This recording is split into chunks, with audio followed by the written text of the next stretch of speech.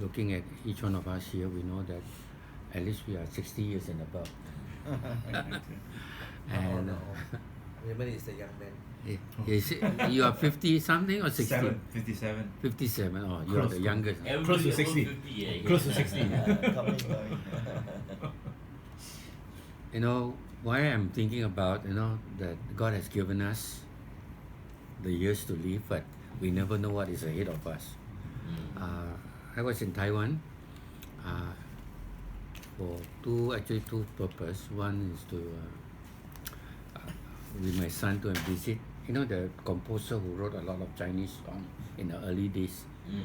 His name is Hong something like the Chinese, but his name is called Chak Hong. So he wrote a lot of, I think, many of those Hokkien songs and Mandarin songs that people still singing. And he himself, one day, he was sent by his father from Taiwan actually to go to study in US. And so one day he was attending some kind of a Christian concert. And though he was a musically minded person, but he did not know that he got that talent actually in him. So sent by his father to Taiwan to study, and he started to be involved in actually engineering about buildings and so on like that. But he came to know the Lord seriously, probably in America.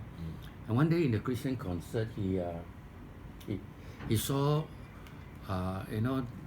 the presentation by the American singers and composers, and to see them there. So he got angry. He said, God, why is it that it seems that you bless the Ang Mo so much with all the so-called talent? So most of the songs we sing are composed many times by the American people. Of course, now we go to Hillsong and others like that. But in the early days, most of our hymns come from England. So he said, God, why can't you use Asian people also, to be a blessing? And the Lord spoke to him. He said, why don't you, since you asked, that you can be used of God? And then after he's finished his engineering study, he went and enrolled himself in a Bible school and things like that. And he discovered that during he's already a mature person already, maybe in his early 20s and so on. Started to pick up music and so on, and became a composer. And of course, the rest is history. He wrote many songs that many Chinese churches are still singing today. I think when we look at our life, there are things that God has already placed in us, in our life already. And there must be a desire, a deep desire in our heart, how these gifts that God has given to us is put into action. And sometimes it's hidden inside us, and God has to stir it up. Then after visiting this brother with my son, they became very good friends.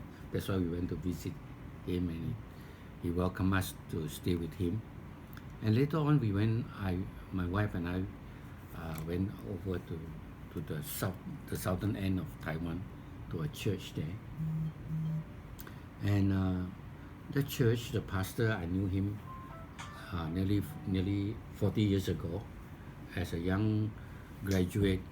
He's a Malaysian brother, but married a Taiwanese wife. Actually, they met in the Bible school, and after that they came back to Malaysia to serve. And along the way, the wife fell sick with TB, and so they returned, or he took her back to Taiwan, and then a door was open for them to serve in the church.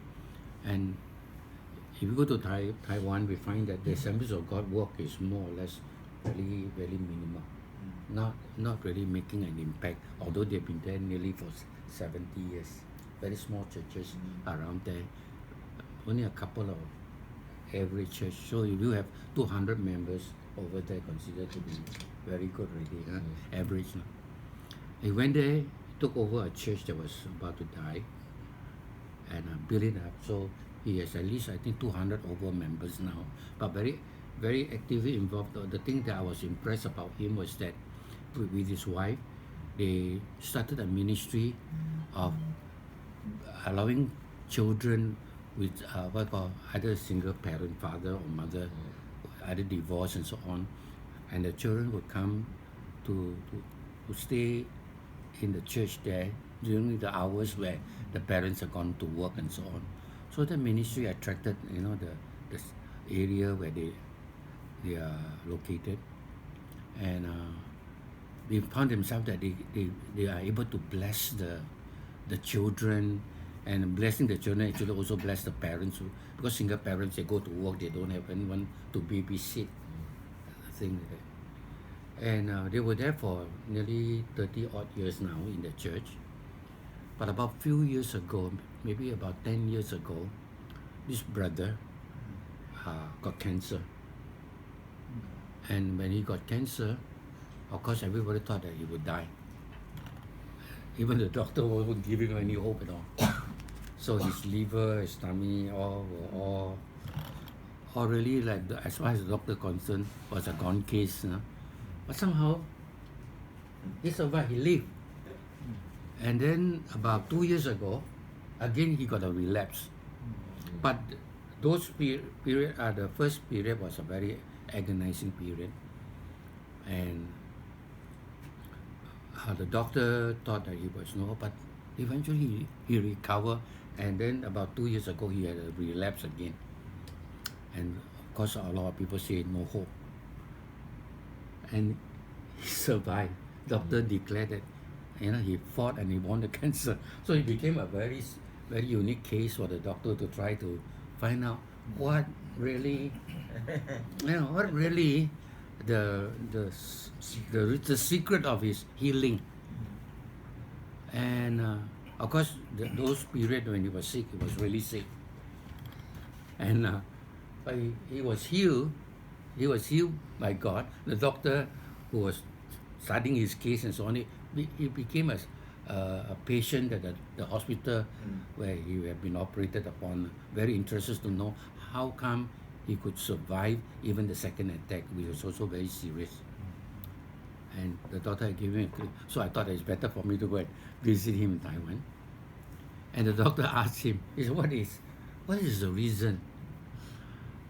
Then he said to him, I can only give you one reason, Jesus healed me. And the doctor said, I cannot put it in the report because all my colleagues will be laughing at me. But they couldn't find really the thing like that. But if you talk to him, to this brother, his name is Pastor Caleb, he realized that he was a man filled with that enthusiasm. I mean, he had vision, he had things that he wanted to do for God. That was his drive. And I think that plays an important part when he was in hospital. That was a positive part of him.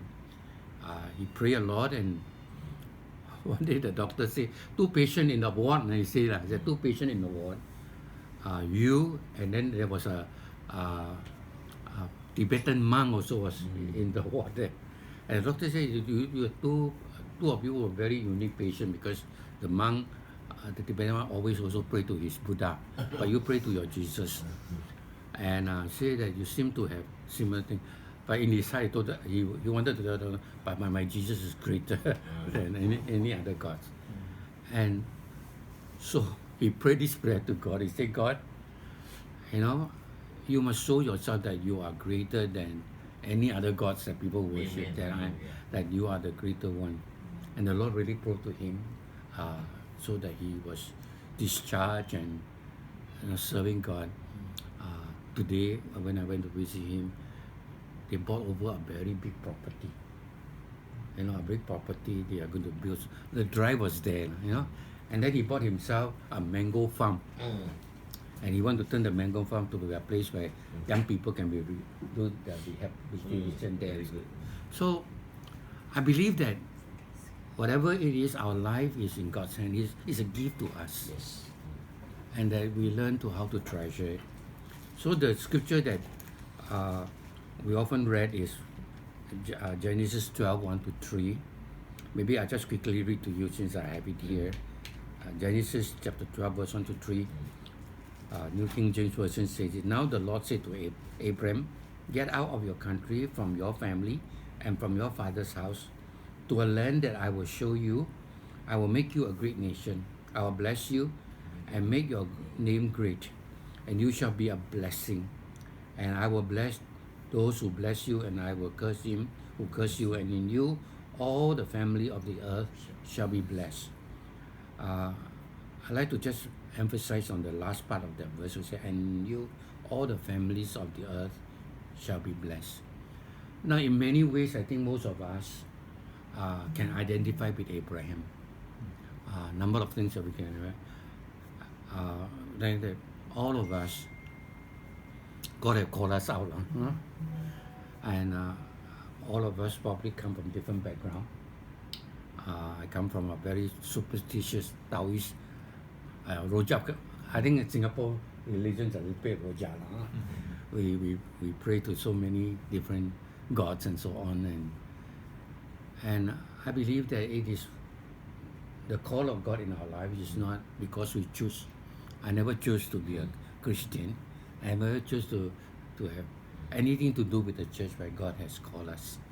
And all of us, maybe some of you come from a so-called Christian home, but eventually you're not saved by your parents' faith. Your faith had to come out. And so all of us, in a sense, are called out by God. Each one of us have uniquely called out by God. And then we realize that even though Abraham called out by God, we have our ups and downs. I think anyone got a lot of family problems. Abraham also have a lot of problems.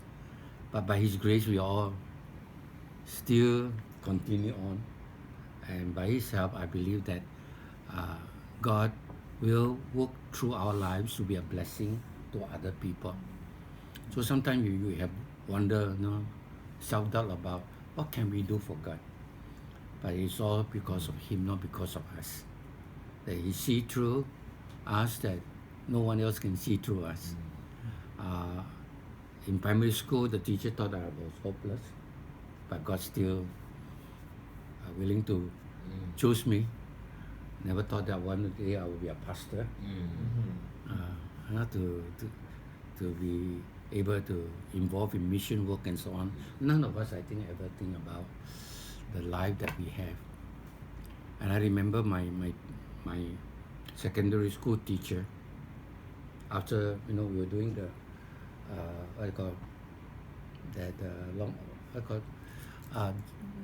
cross country run at the Medjugorje race. When I passed his post there, he said, "You are still alive." He more or less. We were the naughtiest also in the class and so on. So many times maybe people don't expect us to be what we can be in God.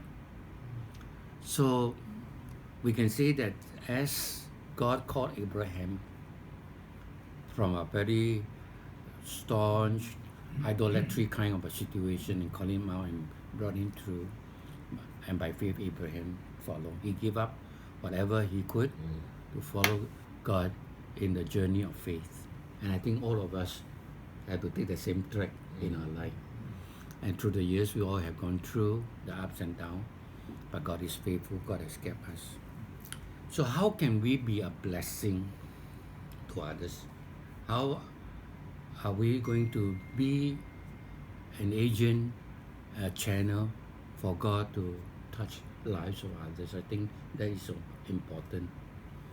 And as we say in our Christian journey, although sometimes we think that age count, that we are already, some people say, I retire, I do some other thing.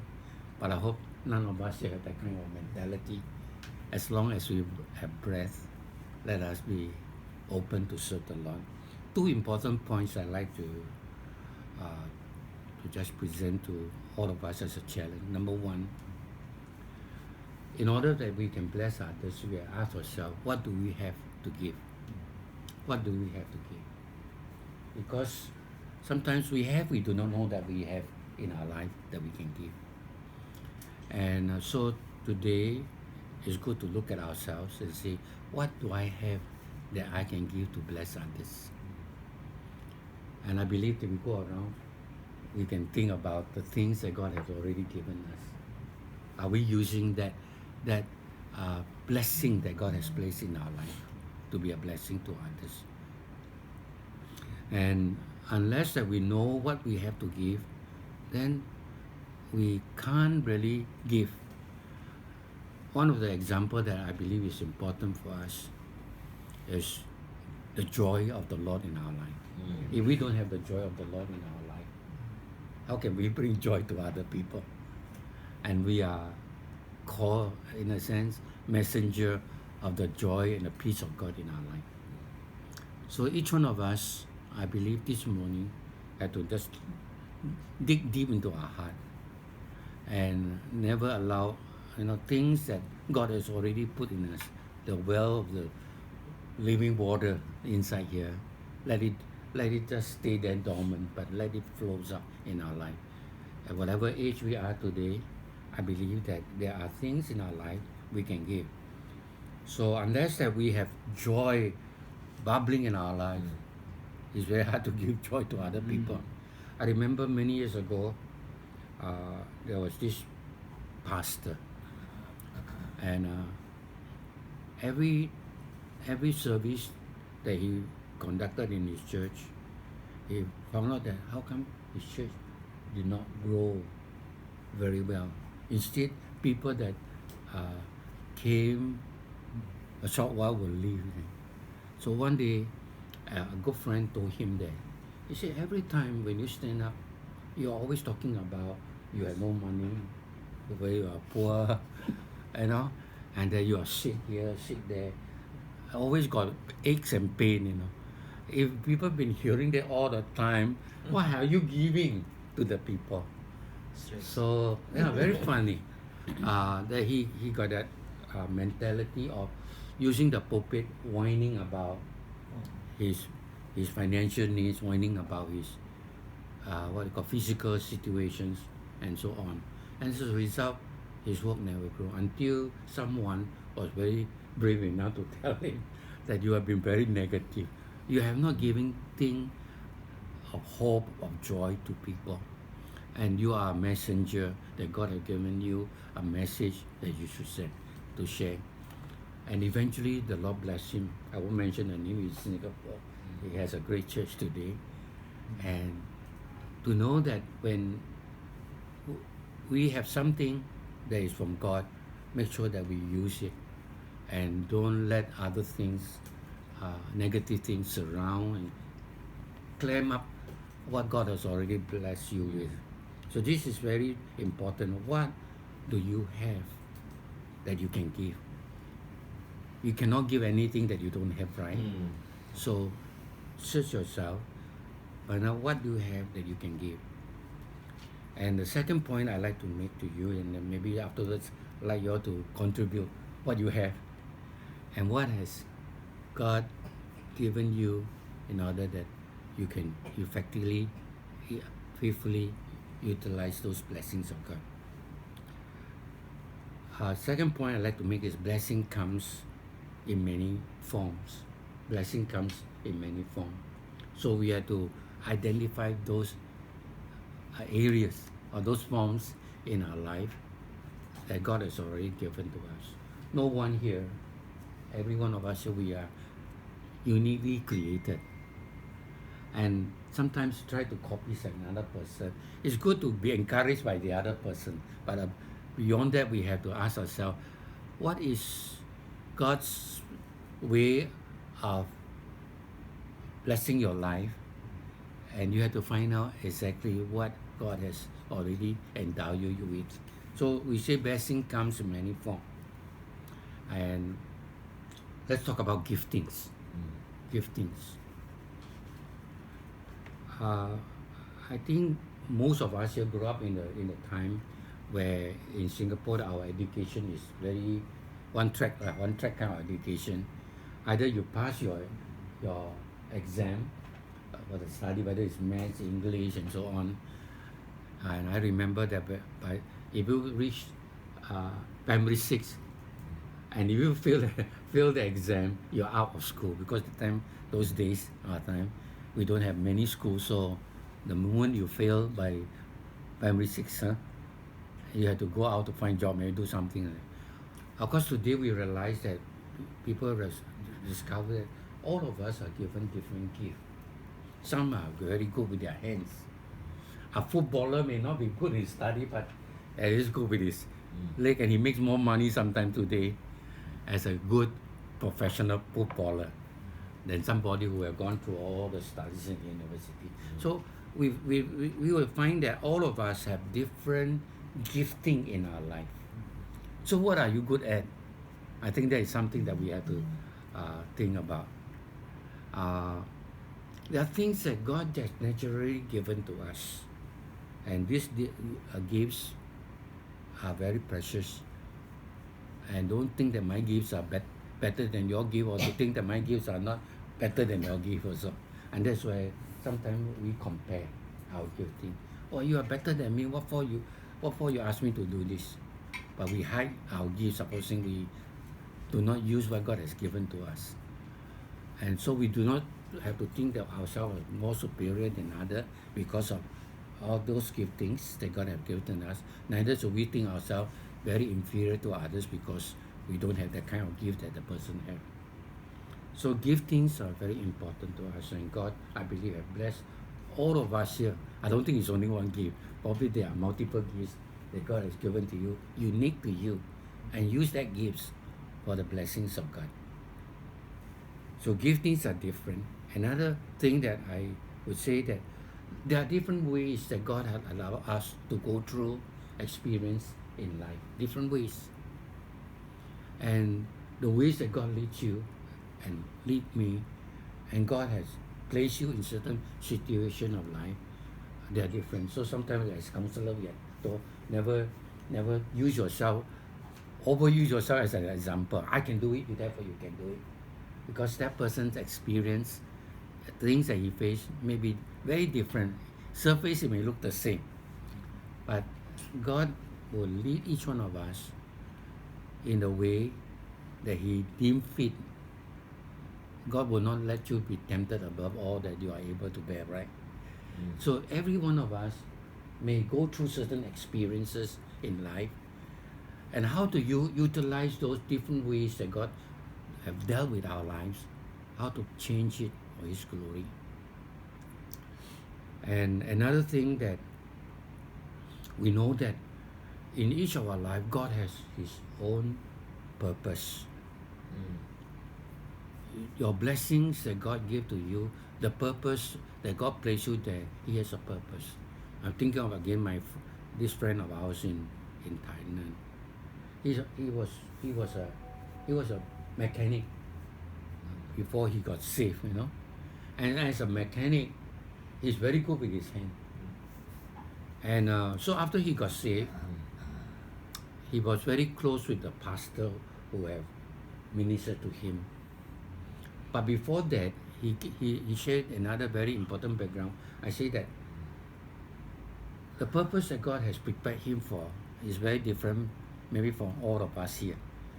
As a young boy, he came from a very, very poor family in Alostak. He told me that he would hide because no money, and when he saw his neighbors, the friends and so on, having ice cream, he would hide and look at them having ice cream. And he longed for ice cream, for example, but no money to buy ice cream. So the other night when he took us to McDonald's, he said, I want to buy you ice cream. I said, why? Because he said, when I was young, I don't have chance even to smell an ice cream, So we went for ice cream, buy ice cream. That background that he came from. And then I understand now what make him to be so loving to children. Those children that have single mother or single father. Because he himself have been deprived from all the things that children would love to have, chocolate or ice cream and so on. So you look at these people as someone that he would reach out to touch. So his purpose, God have trained him from young. In his poverty, he understands what poverty is. How to feel for those people who don't have money. you know. So your experience in life, the purpose that God let you go through all this, it becomes a tools in your life to be used. Second chance. Yeah. Really And good. as I say, when he got saved, he was a mechanic. So coming to do it yourself, things he is very good with his hand. So when the pastor, I think you know Pastor Jeremiah from Malaysia, he Yes. started the Tamil Bible School, and then God led him to a very swampy area somewhere in that place. I think it's in Alostar, somewhere over there by the river, very swampy area.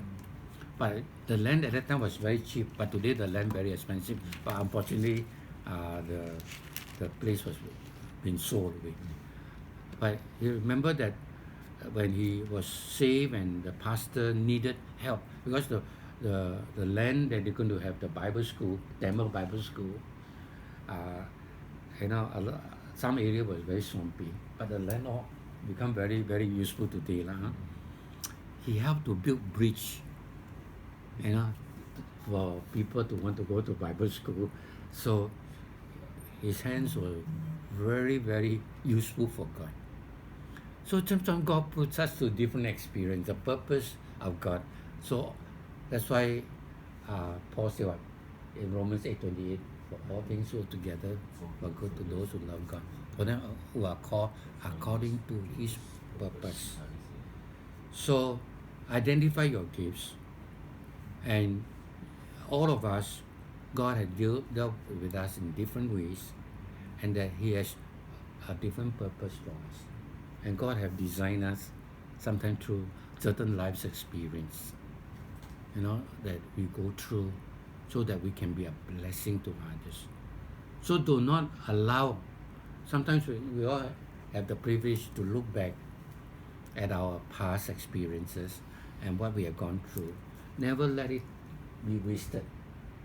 Never let it be wasted. That God can turn all those sad situations in your life, certain disappointments in your life, and things like that, and turn it for good. I close by this thought that, think about that little girl that was taken as a slave by the Syrians, and Naaman was found to have leprosy. And that little maid been snatched from probably the parents, whether the parents have been killed by the enemies, we do not know, but she was a girl taken as a slave girl. But she became a blessing because she knew about the prophet Elijah. And by doing so, helped Naaman to get healing. And all these things that happens is because this little girl was willing to be used by God. And I think all of us can be used by God. And someone said that we all should carry as big as we can carry a bucket for God to fill us with blessing. But we know that blessings of God does not come only all the good things, but sometimes comes with certain experiences, unpleasant at that time, but turn out to be something that we need to carry us to be a blessing to other people. Amen. I said I stop here since most of you here, I believe, have your own experiences in life, different gifts in life, and how God has used you for his glory. Amen. Amen. Amen. Okay, brother,